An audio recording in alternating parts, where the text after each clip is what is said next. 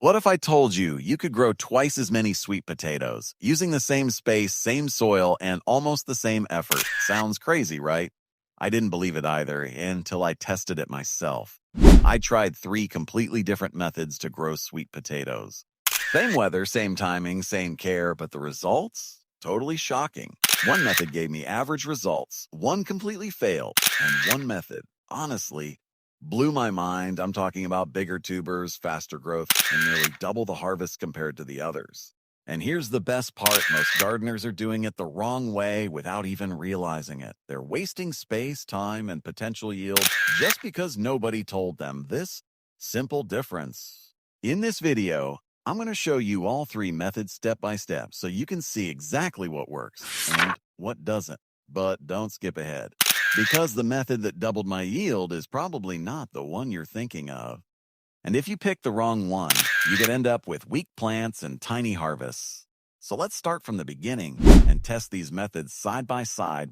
Method 1, traditional ground growing the common way. Let's start with the most common method that almost every gardener uses, growing sweet potatoes directly in the ground. This is the default way. You prepare your soil, plant your slips, water regularly, and wait for harvest. Sounds simple, but here's where most people go wrong. Sweet potatoes need loose, well-draining soil. If your soil is compact or heavy, the tubers struggle to expand. Instead of growing big and healthy, they become small, twisted, or sometimes don't develop properly at all. So before planting, it's important to loosen the soil at least 10-12 inches deep and mix in compost or organic matter. Next comes spacing. Most beginners plant slips too close together, but sweet potatoes need room to spread underground. If they're crowded, they compete for nutrients, and your yield drops significantly. Ideally, each plant should have about 12-18 inches of space. Now, let's talk about watering. Sweet potatoes don't like overwatering. Too much water can lead to rot, while too little can slow growth. The key is consistency. Keep the soil slightly moist, not soggy. As the plants grow, you'll notice vines spreading everywhere. While it may look like more vines mean more potatoes, that's not always true. In fact, excessive vine growth can take energy away from tuber development underground. After about 90 to 120 days, it's time to harvest. This is where many gardeners feel disappointed. Despite months of care, the harvest is often average. Some decent potatoes, some small ones, and sometimes a lot of wasted effort. That's exactly what happened when I tested this method. It worked, but it didn't impress me. It's reliable, yes, but not efficient if you're aiming for a high-yield harvest. So I started wondering, is there a better way to grow more in the same space? And that's where method number 2 comes in. And this one completely changed how I think about growing sweet potatoes. Method 2, container, grow bag method. Better control, better results. For the second method, I decided to try something different, growing sweet potatoes in containers or grow bags. At first, this might seem like a limitation. Less space, right? But surprisingly, containers give you more control, and that can make a big difference. I used large grow bags filled with a mix of compost, sand, and loose soil. The goal here is to create the perfect environment where sweet potatoes can grow without resistance. Planting is similar. Insert the slips into the soil, leaving a few leaves above the surface. But here's where things get interesting. In containers, you control everything: soil quality, moisture, drainage, and even temperature to some extent. This reduces many of the problems you face with ground planting, like poor soil structure or pests. Watering becomes easier too. Since containers drain well, you're less likely to overwater. And because the soil mix is lighter, the tubers can expand more freely. Another big advantage is space efficiency. You can place containers anywhere: small gardens, rooftops, patios, making this method perfect for people with limited space. As the plants grow, the vines spill over the sides, creating a healthy and vibrant plant. And since nutrients are concentrated in a smaller area, the plant can use them more effectively. But there's a downside. Containers dry out faster, especially in hot weather.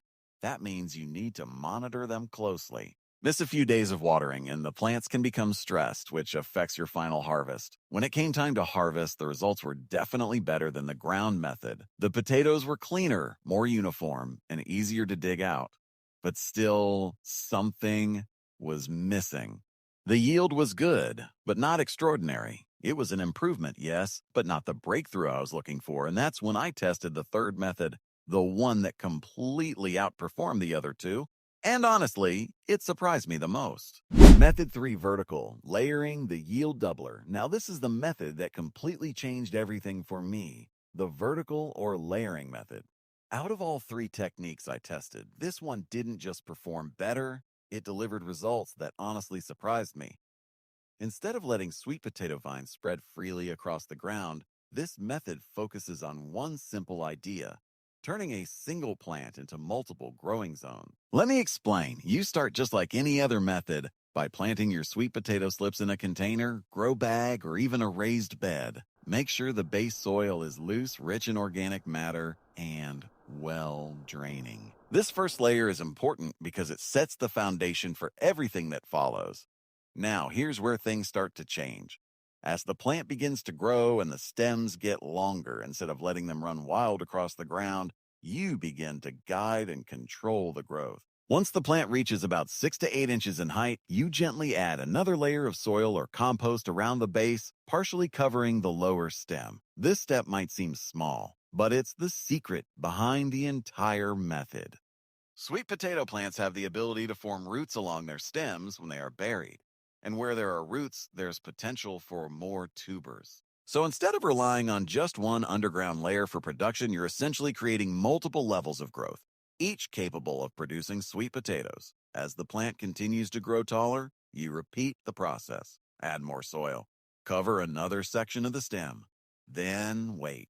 Then repeat again. With each layer, you're expanding the underground network without increasing your garden space. It's like stacking production vertically instead of spreading it horizontally. Another major advantage of this method is energy control. In traditional growing, the plant often spends a lot of energy producing long vines and leaves. But here, as you're consistently burying parts of the stem, the plant redirects more of its energy into root and tuber development instead of excessive vine growth. This leads to stronger underground production, and that's exactly what we want.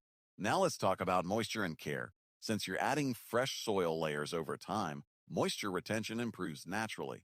The lower layers stay cool and protected, which creates a stable environment for tuber growth. However, you still need to water consistently. Not too much, not too little, just enough to keep the soil slightly moist. Also, using compost-rich soil in each layer gives the plant a steady supply of nutrients throughout its growth cycle. Instead of everything being used up early, nutrients are introduced gradually, right when the plant needs them most. After about 90 to 120 days, it's harvest time. And this is where the difference becomes impossible to ignore. Instead of digging up just one layer and finding a few potatoes, you start uncovering multiple zones of growth. As you remove each layer of soil, more sweet potatoes appear, often larger, healthier, and more consistent in size. When I compared this method to the others, it wasn't even close. The ground method gave average results. The container method improved things slightly, but this layering technique, it nearly doubled my yield. More potatoes, better size, and smarter use of space. Yes, it requires a bit more attention and effort, but once you see the results, it's hard to go back to the old ways.